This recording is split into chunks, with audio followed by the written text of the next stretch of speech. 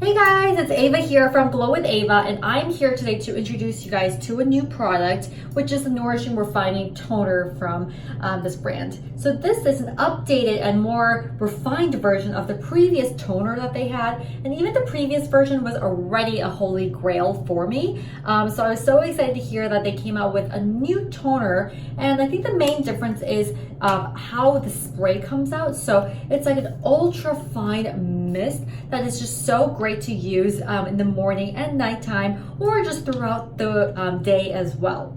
So this really lasted me through a very harsh dry winter for me, and it was just so incredibly hydrating. I was very surprised, and when I looked into it more, it's because the star ingredient here is an ingredient called Glucan, which is apparently 20% more hydrating than hyaluronic acid, which is so surprising to me. But after I learned the fact, I wasn't really surprised because of course it's just so hydrating. But not only is it that nourishing, it's also so soothing and calming. So I feel like it would be so great for the summertime when my skin tends to get more irritated, more red, and gets more blemishes. So I think this would be perfect just to mist during the day or in the morning, just to kind of calm your skin down.